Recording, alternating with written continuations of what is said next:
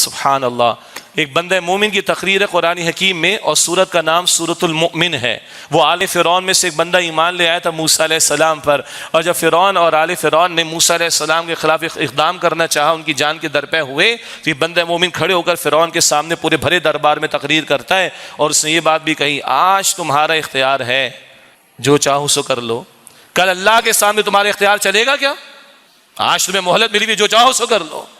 اللہ کے سامنے تم کیا جواب دو گے؟ اور اگر کل تمہاری پکڑ کی بات آگے ہوئی، پکڑ، فرعون بھی غرق ہوا، آل فرعون بھی غرق ہوئے، تو کیا کرو گے تم لوگ؟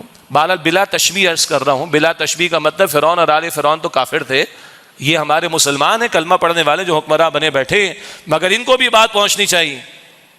آج تمہارے پاس اختیار استعمال کر کے تم نے سزائے موت کا خاتمہ کیا ہے نشہ آور اشیاء کو پھیلانے والوں کے لیے، اور اللہ کی شریعت کے نفاذ کے لیے تم نے کتنا اختیار استعمال کیا اپنا؟ اللہ کے احکامات کے نفاذ کے لیے تم نے کتنا اختیار کیا اپنا استعمال؟ نہیں پوچھے گا اللہ تم سے.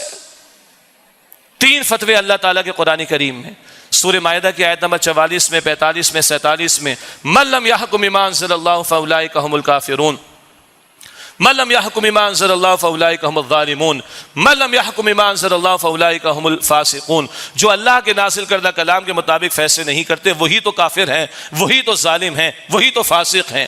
آج تم اختیار استعمال، تمام مقتدر طبقات کی بات کر رہا ہوں، جس کے پاس اس مملکت کے اندر اقتدار اور اختیار موجود ہے اور طاقت موجود ہے، آج تم نے طاقت استعمال کر کے ایسی سزاؤں کا خاتمہ کر دیا، اور شریعت کی سزاؤں کو تم نافذ نہ کرو، سود کے خاتمے کی تم کوشش نہ کرو، بے حیائی کے طوفان کو روکنے کی تم کوشش نہ کرو. کیا مرنا نہیں ہے؟